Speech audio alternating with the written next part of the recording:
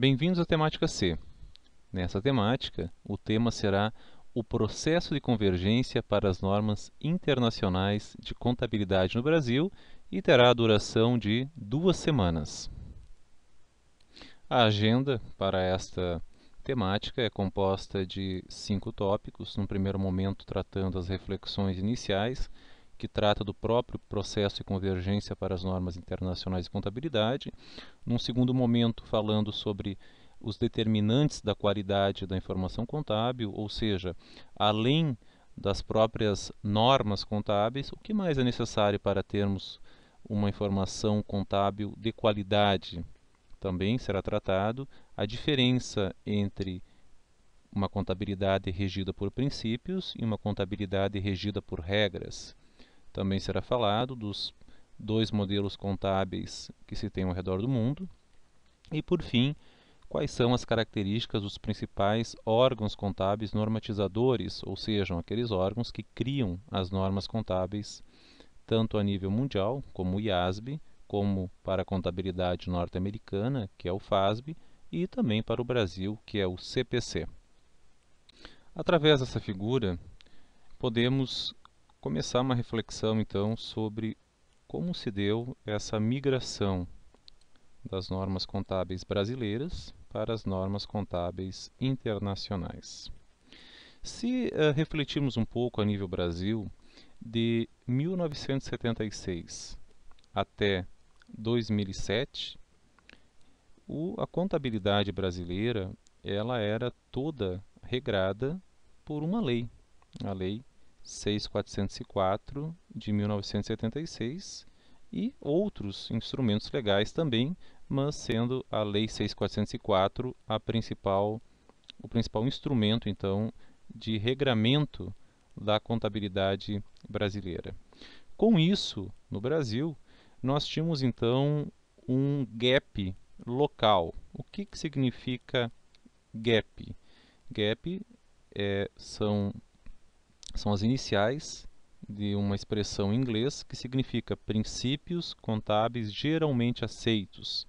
Então, o Brasil ele tinha então um conjunto de normas contábeis, de regras contábeis, que formavam então o BR-GAP, ou seja, o conjunto de práticas contábeis ou princípios contábeis geralmente aceitos brasileiros.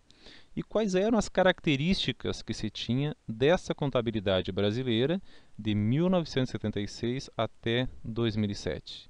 Era uma contabilidade baseada em regras, ou seja, tudo tinha que ter uma previsão legal para o contador poder fazer.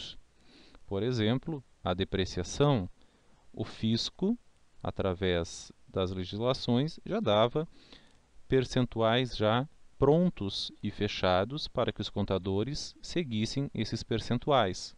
Então, um mesmo veículo, independente do uso que ele iria ter numa empresa, um uso mais severo, ou em outra empresa, um uso mais brando, esse mesmo ativo imobilizado, ele iria sofrer a mesma depreciação, independente do seu uso.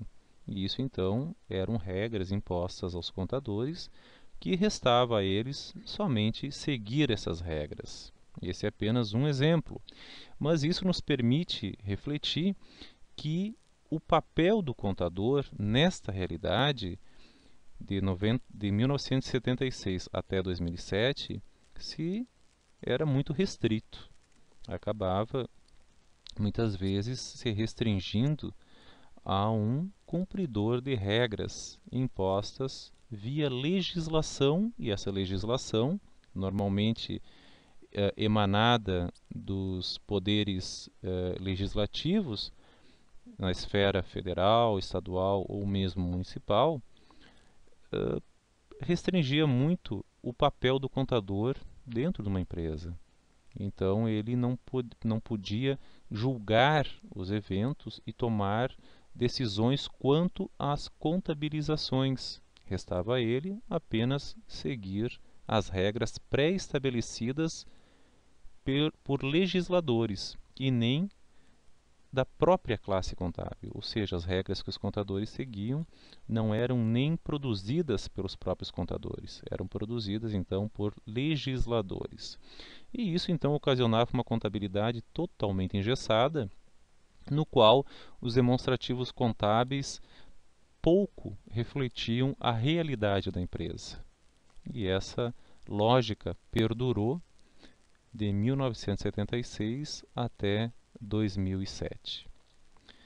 Mas, a partir de 2007, então o Brasil ele começou o seu processo de convergência às normas internacionais de contabilidade. Se deu de que forma? Existe, a nível mundial, um órgão chamado IASB. O que significa IASB? International Accounting Standard Board, que em português significa então um conselho de normatização, de padronização da contabilidade internacional. E esse conselho, com sede em Londres, ele tem como objetivo gerar normas contábeis que sejam seguidas pelo mundo inteiro. Porque qual era o problema que se tinha? Era que se tinha diferentes contabilidades ao redor do mundo, cada país seguindo as suas próprias regras contábeis, e isso aparecia os problemas de forma mais incisiva quando uma empresa ela tinha subsidiárias em outros países e num dado país a sua filial tinha que seguir um dado conjunto de regras que gerava um certo lucro, e quando a matriz iria reconhecer o lucro da sua filial, ela teria que refazer toda a contabilidade da filial de acordo com as suas regras contábeis. E isso gerava distorções muito significativas nos resultados das empresas. Para simplificar, vamos imaginar um juiz de futebol. Se num dado país as regras do jogo são uma, e esse juiz vai apitar em outro país e lá as regras são outras, fica difícil para ele saber as peculiaridades de cada país onde ele vai apitar uma partida de futebol. A mesma coisa também vale para a contabilização das empresas ao redor dos países no mundo. Então, esse movimento Brasil começou a partir do ano de 2007, através de uma legislação, da Lei 11.638 de 2007. Essa legislação, ela abriu as portas do ponto de vista legal ou normativo para a entrada, a partir de 2008, de um conjunto de normas contábeis internacionais, vindas do IASB e convertidas e traduzidas para o português e recebendo o nome então de pronunciamentos técnicos CPC. O que vem a ser CPC? É o Conselho de Pronunciamentos Contábeis, que é o órgão brasileiro que passa a ser agora o único responsável por emitir normas contábeis para o Brasil. E esse processo ele durou de 2008 até 2010. Se deu em dois momentos distintos. A primeira fase, de janeiro de 2008 a dezembro de 2008, se considera a primeira fase, na qual então entrou em vigência 15 novos pronunciamentos contábeis, que as empresas de grande porte e as sociedades anônimas de capital aberto eram obrigadas já a seguir nas suas demonstrações anuais de 2008. E um segundo momento se deu durante os anos de 2009 e 2010, nos quais as empresas, então, elas teriam que seguir outras normas contábeis, outras 29 normas contábeis emitidas pelo CPC, de forma que, ao final de 2010, nas suas demonstrações anuais de 2010, divulgadas no ano de 2011, As empresas brasileiras de grande porte e as sociedades anônimas, elas então estão seguindo de forma integral. Então, e houve então a convergência para as normas internacionais de contabilidade. Desse ponto em diante, o Brasil ele não segue mais os seus padrões contábeis brasileiros, e sim segue as normas chamadas IFRS. IFRS é uma sigla que vem das palavras International Financial Reporting Standard, que significa o quê? Normas de divulgação financeiras internacionais. Então, o Brasil agora, o padrão contábil brasileiro é o padrão IFRS. Mas para a gente poder situar também esse contexto brasileiro em relação ao resto do mundo, a Europa, conforme essa figura ilustra nos itens iniciais, ela também começou esse processo, mas só que começou mais cedo que o Brasil. Começou a partir do ano de 2000 e foi até o ano de 2005. E esse primeiro momento, então, as empresas elas poderiam adotar de forma voluntária, então, as normas IFRS, por exemplo, a Itália, a Alemanha e outros países, como a própria Inglaterra, eles tiveram 5 anos, então, para ir testando e para ir se apropriando desse conjunto de regras.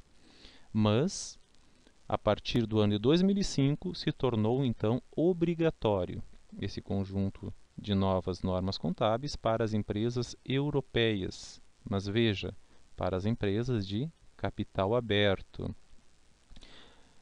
E aqui no Brasil, não é somente aplicável às empresas de capital aberto, mas também aquelas consideradas de grande porte, que também envolve as empresas limitadas também. Então, com isso, nós temos uma síntese aqui de como foi esse processo de convergência do Brasil para as normas contábeis internacionais. Após refletirmos um pouco sobre esse processo de convergência, você já se perguntou por que há tantas contabilidades diferentes ao redor do mundo? Quais seriam os motivos para isso? Se nós observarmos e relembrarmos das temáticas anteriores, a gente vai perceber que a contabilidade é uma ciência social e, como tal, ela influencia e ela é influenciada pelo meio no qual ela está inserida. Logo, se justifica todas essas diferenças entre normas contábeis e a própria forma de se contabilizar ao redor do mundo, porque as culturas e as culturas ao redor dos vários países, elas também são diferentes. Logo, a contabilidade, como ela está inserida num contexto social local, a tendência dela é refletir também essas regras locais. Foi falado que, por exemplo, a matemática não é uma ciência social. Logo, 2 e 2 vão ser 4 em qualquer lugar do planeta, em qualquer país do mundo, independente da cultura, qualquer que seja. Mas a contabilidade já não funciona dessa mesma forma. Então, uma das razões de se ter diferentes contabilidades ao redor do mundo é que a contabilidade é uma ciência social e, como tal, ela vai refletir as características locais na qual ela está inserida. Nessa figura, se tem alguns determinantes que a literatura traz acerca da qualidade da informação contábil, ou seja, o quadro que estamos vendo como resultante de todo esse processo é a qualidade da informação contábil é obtida através do sistema legal e político, dos padrões contábeis, do mercado de capitais, da estrutura de capital, da estrutura de propriedade e do sistema tributário de cada país. Vamos começar então pelo sistema legal e político. A literatura traz que, do ponto de vista jurídico, existem dois sistemas legais no mundo. O chamado Common Law, que significa lei comum, e o chamado Code Law, que significa lei do código. No sistema Common Law, as leis elas são emanadas pela prática, pelos usos e costumes de um país. E elas são fortemente baseadas em princípios. E como tal, um princípio, a tendência dele é se manter de forma mais inalterada ao longo do tempo, ou seja, princípios, a tendência deles é se alterarem pouco ao longo do tempo. Por sua vez, no sistema da lei do código, no sistema Code Law, todas a vivência e a prática jurídica é baseada em códigos, em regras. E as regras elas são alteradas a todo momento de acordo com necessidades específicas. Então, nós estamos vendo o sistema jurídico de países, mas o sistema jurídico interfere na própria contabilidade. Nos países que têm o sistema legal chamado Common Law, lei comum, que é baseada em princípios, a contabilidade é influenciada e ela também é baseada em princípios.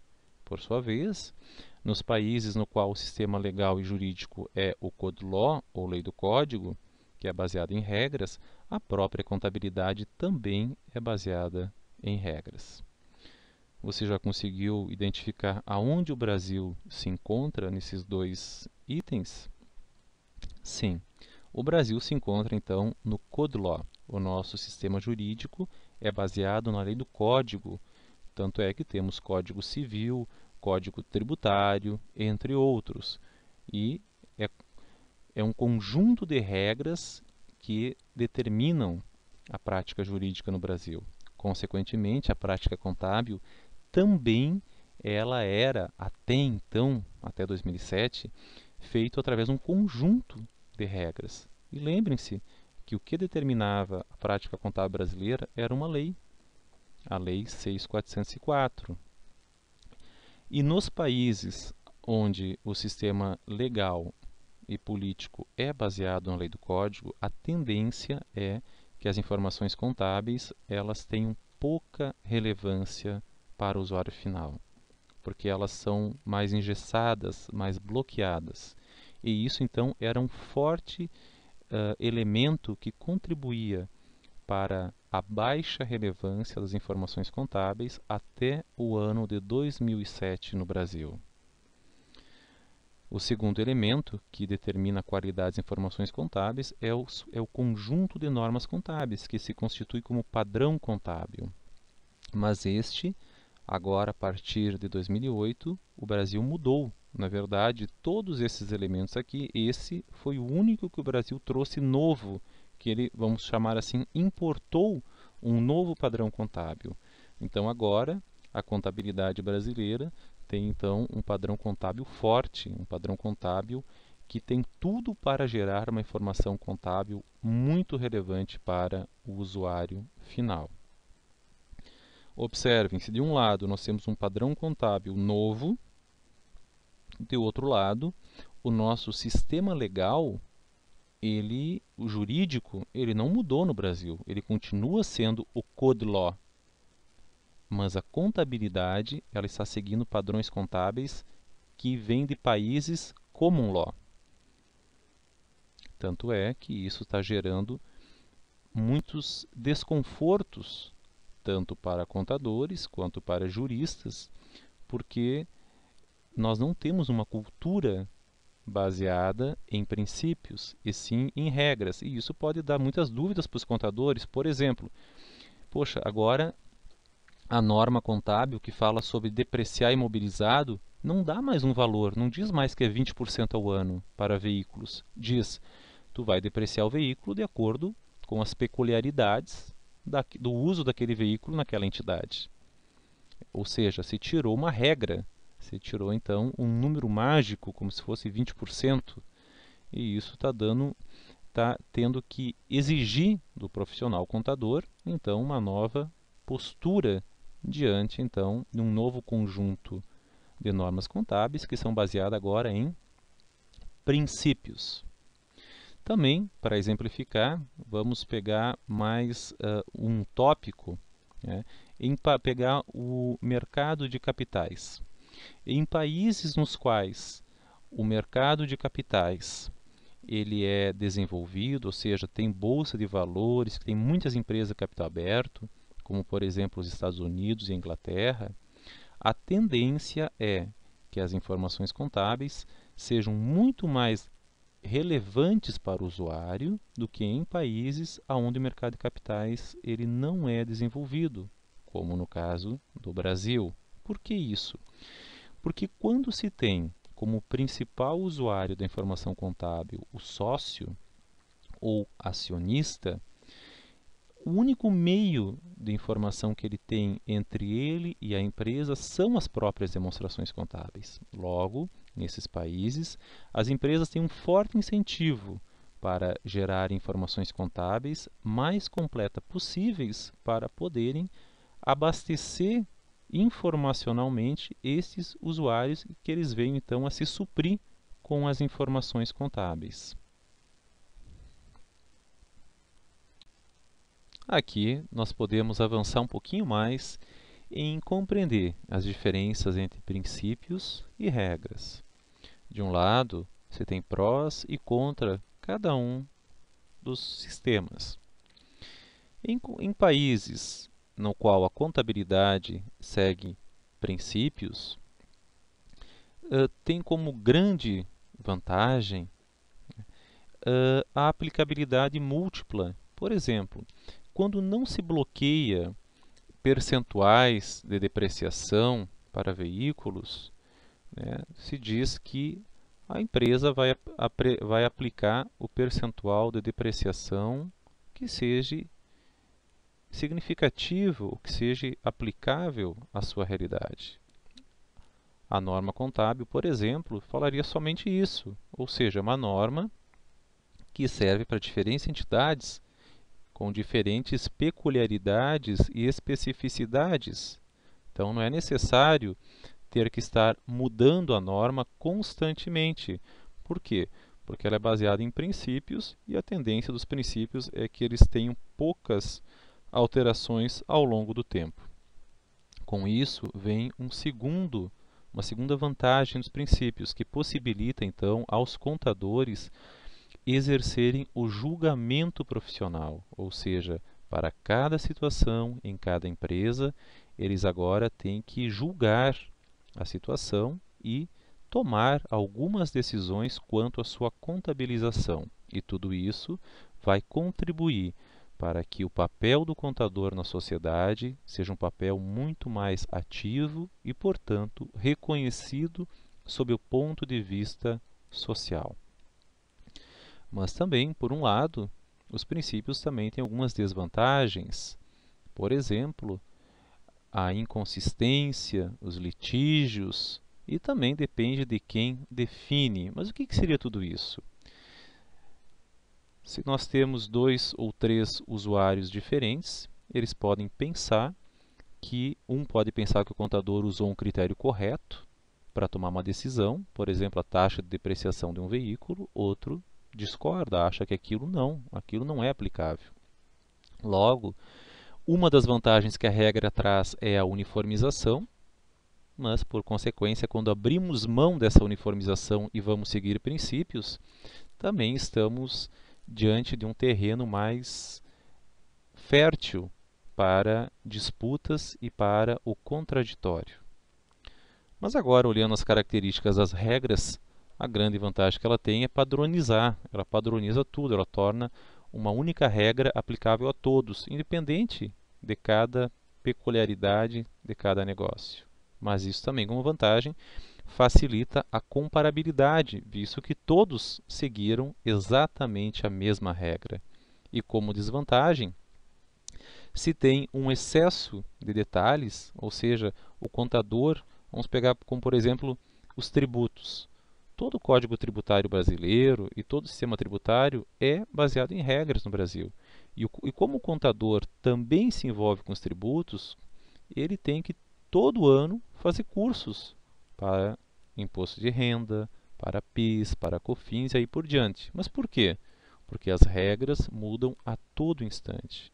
E isso traz muitas dificuldades de atualização e, na realidade, essas regras elas mudam para se adaptar a interesses momentâneos que as diferentes esferas se têm aí do poder, seja público, federal, municipal, estadual, tem em cada momento diferente da economia. Isso requer uma constante atualização profissional do contador e não é adaptável, ou seja, as regras elas são bloqueadas para cada circunstância e cada entidade.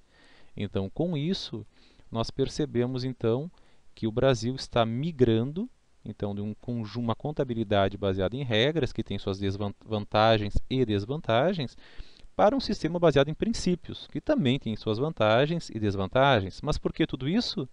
Porque a contabilidade, as normas contábeis que o Brasil adotou, que são as normas internacionais europeias, elas são baseadas em princípios. Logo, tanto contadores, empresas têm que se adaptar a essa nova realidade, então, de abrir então a mente para uma contabilidade baseada em princípios de agora em diante. Aqui também nós temos uma ilustração que nos ajuda a entender um pouco essa diferença. De um lado, até 2007, o Brasil extremamente baseado em regras e, por outro lado, a Inglaterra extremamente baseada em princípios. Percebemos que as regras são muito fechadas, trazem vantagens e desvantagens, enquanto que os princípios são mais abertos. Também têm suas vantagens e desvantagens. Mas os Estados Unidos se localizam aonde? Os Estados Unidos se localiza exatamente no meio. Ele tem uma contabilidade baseada em princípios, mas não são princípios totalmente, não é uma contabilidade totalmente aberta. Ela também tem várias regras, que acaba então nessa imagem se situando entre uma contabilidade que era praticada no Brasil e uma contabilidade que é praticada na Inglaterra. Com isso, se tem no mundo dois modelos contábeis. O modelo chamado anglo-saxônico, que provém da Inglaterra e de todos os países colonizados pela Inglaterra, incluindo o próprio Estados Unidos. O que nesses países se tem em comum a nível de sociedade? O regime jurídico, o regime legal, é o regime common law, ou seja, baseado em usos e costumes. Logo, a contabilidade também é baseada em princípios nesses países. A profissão contábil ela é autorregulamentada, ou seja, as normas contábeis elas são criadas por contadores e não pelo governo. O mercado de capitais ele é desenvolvido, ou seja, a maior parte das empresas é de capital aberto e tem como principal usuário o seu acionista, o seu sócio. Logo, as empresas têm um forte estímulo a gerarem informações contábeis muito mais completas, visto que o seu principal usuário está do lado de fora da empresa. Então, o único meio de informação que ele tem sobre a empresa são as próprias demonstrações contábeis, logo elas têm que ser muito mais completas e úteis para esse usuário. Nesses países também, que seguem o modelo anglo-saxônico, o arcabouço teórico é sólido, ou seja, se tem bem claro tudo aquilo que subsidia, que são as bases para uma informação contábil útil, em termos conceituais. E vejam que aqui no Brasil, por exemplo, essa preocupação de termos conceituais contábeis, ela é recente, ela se intensificou nos últimos 5 ou 6 anos, desde o início do processo de convergência que se iniciou em 2008. Né? E nesses países também do modelo anglo-saxônico, o principal usuário da informação é o investidor. Com isso, podemos perceber que nesses países, esse conjunto que eles têm de atributos contribui decisivamente para eles terem informações contábeis extremamente úteis para o seu usuário. Por sua vez, o segundo modelo contábil que se tem é chamado modelo da Europa continental, ou seja, que não envolve a ilha Grã-Bretanha na qual a Inglaterra está inserida. Esse modelo da Europa continental se aplica a todos os países europeus, com exceção da Grã-Bretanha, e também aos países colonizados por esses países europeus, no qual se inclui o Brasil. O que esse modelo tem em comum? Todo o sistema jurídico ele é baseado em regras, na lei do código.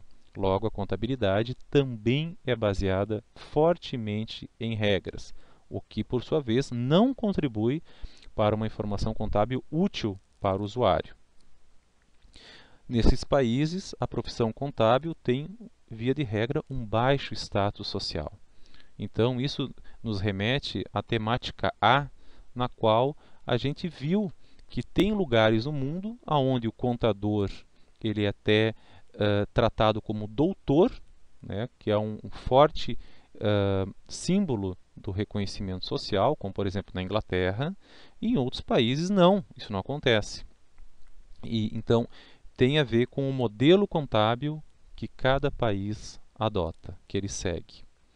E no Brasil, então, o contador até 2007, né, ele, dado que ele seguia basicamente regras e tinha pouco julgamento sobre as situações, o status social não era de acordo com o desejado pela classe contábil. Mas, a partir de 2008, esse cenário mudou e agora, então, nós temos já fortes possibilidades encorajadoras para que a profissão contábil ela alcance o status almejado por ela própria em relação ao reconhecimento social e que ela venha a desfrutar desse reconhecimento, assim como ocorre em outros países, como por exemplo a Inglaterra.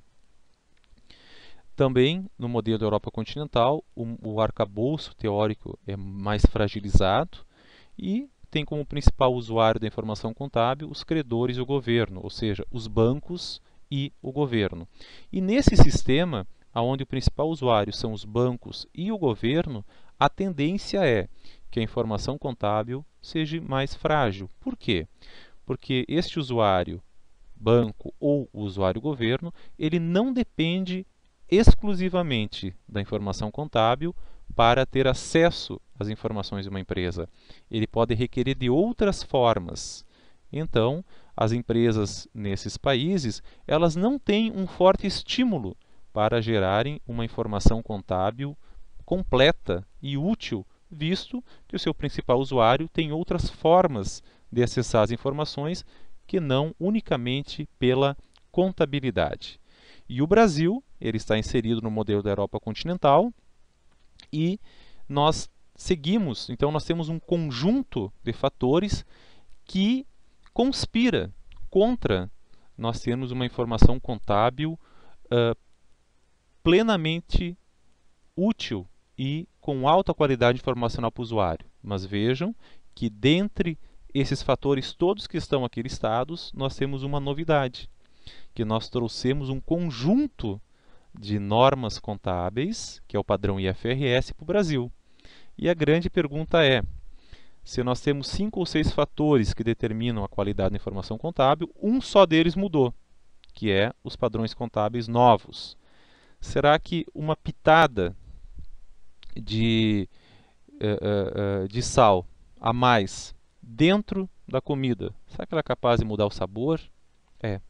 Pesquisas demonstram no Brasil que apenas mudando um fator dentre vários, que esse fator, que é normas contábeis novas, mesmo o Brasil continuando a seguir o regime jurídico chamado Code Law, mesmo o principal usuário da informação contábil continuando a ser bancos e governo, mesmo nós tendo um mercado de capitais pouco desenvolvido, só esse fator, buscando normas contábeis novas, já foi capaz de tornar a informação contábil muito mais útil e muito mais relevante para o usuário no Brasil. Agora nós vamos então entrar nos principais órgãos que criam as normas contábeis, tanto no Brasil, Estados Unidos e no mundo. Vamos começar então pelos dois principais órgãos internacionais, o IASB, que é o órgão europeu, e o FASB, que é o órgão norte-americano. O IASB é a sigla de International Accounting Standards Board, que é Conselho de Padronização ou de Normatização da Contabilidade Internacional. Esse órgão ele tem sede em Londres, na Inglaterra, e ele foi criado em 1973. E o principal papel dele é criar normas contábeis para serem seguidas nos demais países do mundo que venham a adotar esse sistema contábil, como aconteceu agora com o Brasil. Todas as normas emitidas pelo IASB recebem o nome de IFRS, portanto, se tem a norma IFRS número 1, IFRS número 2, IFRS número 3 e aí por diante.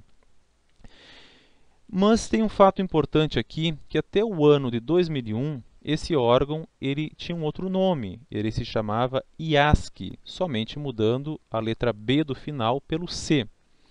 E o C era de comitê, então era um comitê de normatização da contabilidade internacional. Mas por que isso é importante? Porque esse órgão chamado IASC, que existiu de 73 até 2001, as normas que ele emitia se chamavam normas IAS, que é de International Accounting Standard, que é a Norma Internacional de Contabilidade. Então, existia a IAS número 1, número 2, número 3, número 10, número 15 e aí por diante. Então, hoje, as normas contábeis que esse órgão IASB emite é composta de um conjunto ainda misto de normas IAS e de normas IFRS. O principal objetivo do IASB, então, é criar normas contábeis e que essas normas venham a ser utilizadas pelos demais países do mundo para se ter, então, de fato, uma real globalização também da contabilidade, que não venha cada país do mundo a seguir regras contábeis diferentes, o que acaba dificultando muito os investidores e também as próprias empresas em querer ter filiais, por exemplo, ou comprar empresas em outros países. Por sua vez, o órgão norte-americano de contabilidade, ele é conhecido como FASB. E o que vem a ser FASB? São as iniciais de Financial Accounting Standards Board, que é um conselho de normatização da contabilidade financeira, que é o órgão norte-americano, que foi criado também em 1973 e que ele tem, então, como objetivo criar normas contábeis para as empresas unicamente norte-americanas. Ele não tem a pretensão que outros países do mundo venham a seguir essas normas contábeis. E como já foi comentado e salientado anteriormente, essas normas contábeis, elas têm um pouco de princípios e um pouco também de regras. Então, ela acaba se situando numa faixa intermediária. E existe aqui também um acordo chamado de Norwalk, que ele foi firmado em 2002, no qual o órgão norte-americano, o FASB, e o órgão europeu, chamado IASB, criaram, então, uma proposta de se unificarem, mas se percebeu na prática que teve pouco efeito essa tentativa e acabam sendo dois órgãos que são órgãos fortes e que acabam, então, criando padrões contábeis distintos, né, em termos de representatividade mundial. E o nível de proximidade dos dois é baixo. Por fim, temos o órgão brasileiro, então, que ele foi criado em 2005, que é chamado CPC, Comitê de Pronunciamentos Contábeis, que se tornou, então, o único órgão brasileiro a emitir normas contábeis. Se ele se tornou único, nos remete a pensar que talvez antes existiam vários outros órgãos que emitiam normas contábeis. Sim, existia, por exemplo, o próprio governo emitindo legislações, existia o Conselho Federal de Contabilidade emitindo também normas contábeis próprias. Existia o IBRACON, que é o Instituto dos Auditores Independentes do Brasil, emitindo também normas para os auditores seguirem. Então se tinha aí uma dificuldade, porque haviam vários órgãos do Brasil emitindo normas contábeis e muitas vezes eles tinham diferenças, discrepâncias entre si. E isso então dificultava muito a vida do próprio profissional contador e do usuário e do próprio auditor. Com isso, então, o Brasil, a partir de 2005, tem esse único órgão e ele está alinhado fortemente com as normas emitidas pelo IASB e, na realidade, ele acaba fazendo a tradução para a língua portuguesa dessas normas que já existem, então, na Europa. O CPC ele é composto por 6 entidades, como é um comitê. Existe a primeira entidade chamada Abrasca, que é a Associação Brasileira das Companhias Abertas, que representa os interesses das empresas nesse processo todo de normatização contábil no Brasil. Está aí também envolvido a APIMEC, que é a Associação dos Analistas e Profissionais de Investimentos, Mercado e Capitais, que representam o interesse dos usuários da informação contábil. Tem também a Bovespa, que é a Bolsa de Valores de São Paulo, que representa os interesses também desse órgão que fomenta, então, o mercado de capitais no Brasil. Tem também os contadores, que são representados pelo próprio Conselho Federal de Contabilidade. Tem também os estudiosos da contabilidade, né, que é a academia, que é representado pela FIPECAF, que é a Fundação Instituto de Pesquisas Contábeis, Atuariais e Financeiras. E por último também tem um usuário muito importante, que são os auditores, que é representado pelo IBRACON. Então, o CPC ele é composto então dessas 6 entidades e todas essas 6 compartilham então da gestão desse órgão.